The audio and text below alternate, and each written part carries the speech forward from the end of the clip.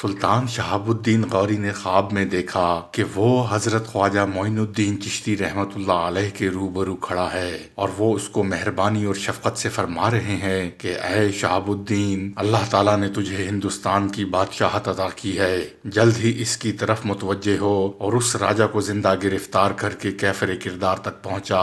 جب سلطان شہاب الدین بیدار ہوا تو اسے بڑی حیرت ہوئی۔ اس نے اپنے دربار کے دانشوروں سے اس کا ذکر کیا، ان سب ہی نے اس کو فتح ہند کی مبارکباد دی، یہاں تک کہ وہ ہندوستان کی طرف روانہ ہوا اور اجمیر پہنچ کر راجہ سے جنگ لڑی اور بالآخر فتح یاب ہوا اور وہ راجہ حضرت خواجہ کے فرمانے کے مطابق زندہ گرفتار کیا گیا۔ شہاب الدین غوری اس کی سلطنت پر قابض ہونے کے بعد دہلی کی طرف متوجہ ہوا۔ شہاب الدین محمد غوری کی فتح کی بشارت حضرت خواجہ معین الدین چشتی رحمت اللہ علیہ نے دی تھی۔ ملا عبد القادر بدایونی کی کتاب منتخب التواریخ میں شہاب الدین غوری کے دوسرے حملے 588 ہجری کے ذکر میں ہے کہ یہ حملہ دوسری ترائن کی جنگ 1192 عیسوی میں ہوا۔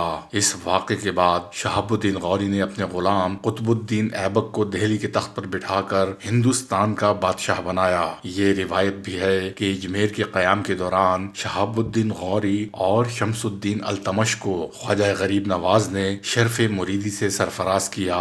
ہندوستان میں مسلمانوں کی حکومت قائم ہونے کے بعد غریب نواز رحمت اللہ علیہ نے اپنے پیر بھائیوں اور مریدوں کو ضروری ہدایات دے کر ہندوستان کے مختلف شہروں میں اسلام کی تبلیغ و اشاعت کا کام انجام دینے کے لیے یا علم دین کا درس دینے کی غرض سے روانہ فرمایا اور بعض کو شرعی محکموں کا افسر یعنی قاضی اور مفتی بننے کی اجازت دے کر رخصت کیا۔ اس طرح ہندوستان کے گوشے گوشے میں اسلام کی تعلیم کو عام کرنے کا انتظام کیا۔ تذکرہ نگاروں نے ان اصحاب کی تفصیل نہیں دی ہے کہ کون کون بزرگ کہاں کہاں متعین کیے گئے، صرف حضرت قدوۃ الدین عرف قاضی قدوہ کا قاضی قضا بن کر اودھ تشریف لے جانا ضرور ثابت ہوتا ہے۔ حضرت خواجہ قطب الدین بختیار کاکی کو دہلی میں اور حضرت شیخ صوفی حمید الدین سوالی کو ناگپور میں متعین کرنے کا ذکر تقریباً تمام تذکرہ نگاروں نے کیا ہے۔ کچھ جانثار ساتھیوں کو اپنے ساتھ رکھا جن میں خواجہ سید فخر الدین گردیزی، مولانا احمد، شیخ نظام الدین عبداللہ اور شیخ صفی الدین وغیرہ۔ بعضوں کے نام گلزار ابرار میں مولانا غوثی شتاری نے دیے ہیں۔ سید صباح الدین عبد الرحمن نے باحوالہ سیر العارفین لکھا ہے کہ خواجہ بزرگ کے مستند پہلے سجادہ نشین اور مشہور خلیفہ حضرت خواجہ قطب الدین بختیار کاکی رحمت اللہ علیہ کو بغداد میں خبر ملی کہ حضرت خواجہ معین الدین چشتی خراسان سے ہندوستان جا رہے ہیں، تو مرشد کے شوق ملاقات میں وہ بھی ہندوستان روانہ ہو گئے۔ لیکن خود دلیل العارفین کی ایک روایت سے پتہ چلتا ہے کہ ہندوستان اپنے مرشد کی معیت میں آئے، پھر مرشد نے اجمیر سے دہلی جانے کا حکم دیا۔ دہلی سے خواجہ قطب نے حضرت خواجہ غریب نواز کی خدمت میں ایک عریضہ لکھا جس میں قدم بوسی کی آرزو ظاہر کی تھی۔ حضرت خواجہ نے جواباً لکھا کہ بہتر یہی ہے کہ تم وہیں رہو اور وہاں تمہاری ضرورت ہے۔ دہلی میں خواجہ قطب کی مقبولیت اپنی انتہا کو پہنچی ہوئی تھی۔ اگر ایک طرف خود بادشاہ وقت شمس الدین التمش آپ کا مخلص ترین مرید تھا تو دوسری طرف شہر کے تمام چھوٹے بڑے امیر اور غریب آپ کے غلام تھے۔ کچھ خود غرض اور مفاد پرست لوگوں کو آپ کی غیر معمولی مقبولیت سے بے حد حسد پیدا ہو گیا۔ یہ شور بخت لوگ حضرت خواجہ قطب صاحب کی روز افزوں مقبولیت کے زوال کی آرزو کرنے لگے۔ بادشاہ التمش کے بار بار اصرار کرنے کے باوجود حضرت خواجہ قطب نے شیخ الاسلام کا عہدہ قبول نہیں کیا اور شیخ نجم الدین صغرا کو یہ عہدہ دلا دیا۔ کچھ شر پسند لوگوں نے آپ کو انتہائی بے نفسی اور بے نیازی کے باوجود بدنام کرنے کی کوششیں شروع کر دیں، مگر نتیجہ کچھ نہ نکلا۔ جب حضرت خواجہ کو ان کی حالت کی خبر ہوئی تو بے چین ہو گئے اور محض اپنے لائق و فائق خلیفہ اور سجادہ نشین کی خاطر اجمیر سے دہلی کے لیے روانہ ہوئے۔ اس پورے واقعے کی تفصیل سیر الاولیاء میں موجود ہے۔ سیر الاولیاء کے بیان کا خلاصہ یہ ہے کہ حضرت خواجہ غریب نواز جب دہلی پہنچے تو ان کے پیر بھائی شیخ الاسلام نجم الدین صغرا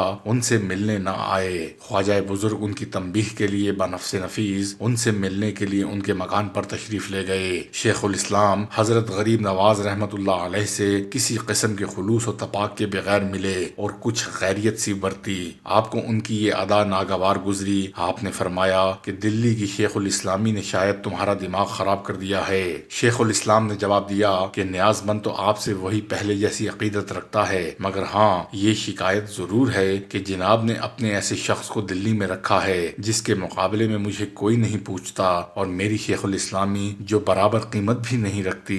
آپ نے فرمایا تم گھبراؤ نہیں، میں بابا قطب کو اپنے ساتھ لے جاؤں گا۔ شیخ الاسلام سے رخصت ہو کر خواجہ قطب کے پاس آئے اور فرمایا بابا بختیار تم اس قدر جلد اتنے مشہور ہو گئے کہ لوگ تمہاری شکایت کرنے لگے، چلو میرے ساتھ اجمیر چلو، میں تم کو مسند پر بٹھا کر تمہاری خدمت کروں گا۔ علی میاں نے سیر الاولیاء کے اس جملے پر رقت انگیز اور عقیدت آمیز انداز میں لکھا ہے کہ غریب نواز نے وہ ارشاد فرمایا جو ایک ایسے عالی مرتبت شیخ کو فرمانا چاہیے جو کمال اخلاص اور ربانیت کو پہنچ چکا ہو۔ سعادت مند مرید نے عرض کیا میری کیا مجال ہے کہ میں حضور کے سامنے مسند پر بیٹھوں۔ بالآخر خواجہ صاحب رحمت اللہ علیہ نے اجمیر کا قصد کیا اور بابا قطب کو اپنے ساتھ لے لیا، لیکن شہر سے نکل کر ابھی میل دو میل بھی نہیں چلے تھے کہ ہزاروں آدمیوں کو ایک دریا کی طرح امٹتے ہوئے اپنی طرف آتے ہوئے دیکھا۔ بے چین اور بے تاب لوگوں کے اس ہجوم میں بادشاہ وقت سلطان التمش بھی تھا۔ جہاں بابا قطب الدین قدم رکھتے تھے لوگ اس جگہ کی مٹی کو بطور تبرک اٹھا لیتے۔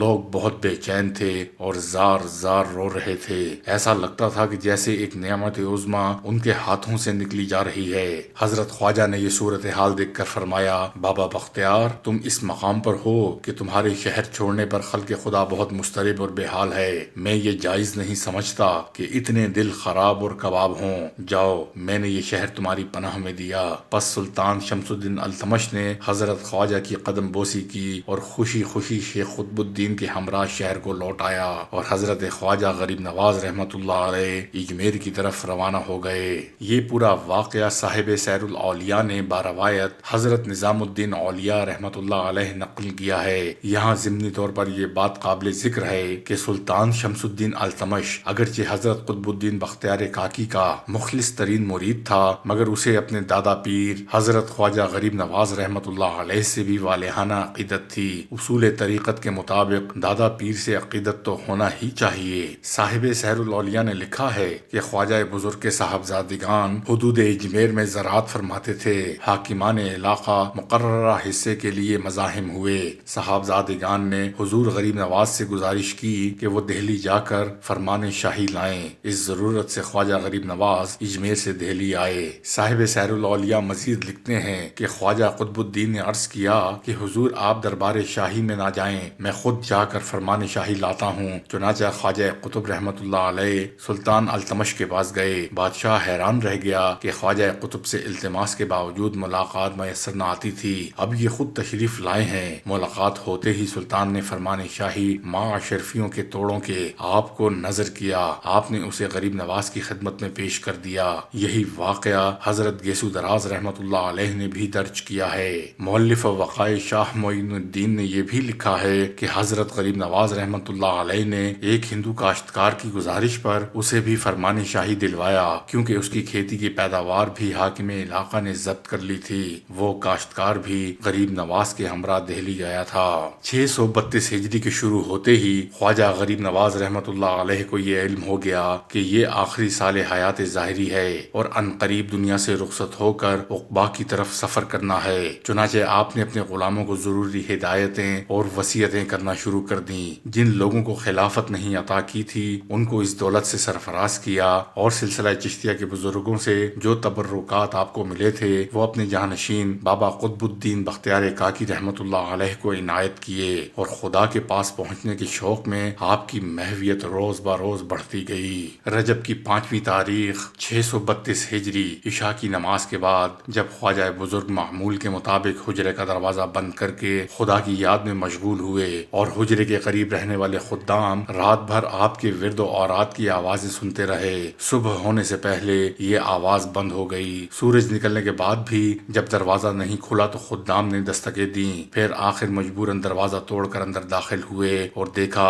کہ آپ خدا کے پاس پہنچ گئے ہیں۔ ہمارے خواجہ کے مصنف مولانا مانا نے غریب نواز رحمۃ اللہ علیہ کا سن وصال 632 ہجری لکھا ہے۔ اس سے مشہور صاحب قلم شیخ اکرام بھی اتفاق کرتے ہیں کہ عام طور پر تذکرہ نگاروں میں 6 رجب 633 ہجری درج ہے، لیکن مانا صاحب نے تاریخ سلف میں اس مسئلے پر تفصیل سے بحث کی ہے کہ 632 ہجری کو سال وصال مانتے ہیں۔ صاحب سیر الاولیاء کا بیان ہے کہ جس رات خواجہ معین الدین رحمۃ اللہ علیہ نے وفات پائی تھی، چند بزرگوں نے نبی اکرم صلی اللہ علیہ وآلہ وسلم کو خواب میں دیکھا کہ نبی پاک صلی اللہ علیہ وآلہ وسلم فرما رہے ہیں کہ خدا کا دوست معین الدین آ رہا ہے، ہم اس کے استقبال کے لیے آئے ہیں۔ جب آپ وفات پا گئے تو آپ کی پیشانی مبارک پر یہ تحریر نمودار ہوئی کہ خدا کے دوست نے اس کی محبت میں وفات پائی۔ حضور خواجہ غریب نواز رحمۃ اللہ علیہ کے وصال مبارک کی خبر بجلی کی طرح شہر اور شہر کے آس پاس کے تمام قصبوں میں پھیل گئی اور لوگ ہزاروں کی تعداد میں آ کر جمع ہو گئے۔ خدام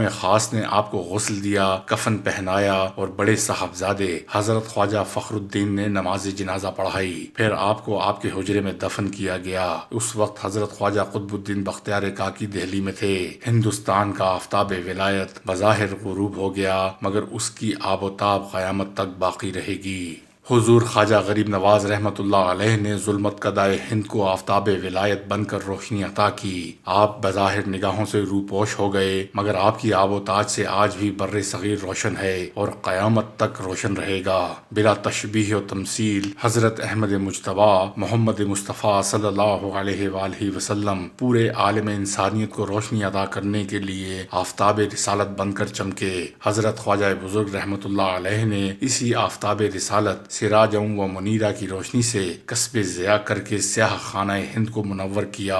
آج بر صغیر کے کروڑوں مسلمان خصوصاً اور بے شمار غیر مسلم صاحبان عموماً اس آفتاب ولایت سے کسب ضیاء کر رہے ہیں اور کرتے رہیں گے۔ یہی آپ کی عظیم کرامت کا بین ثبوت ہے۔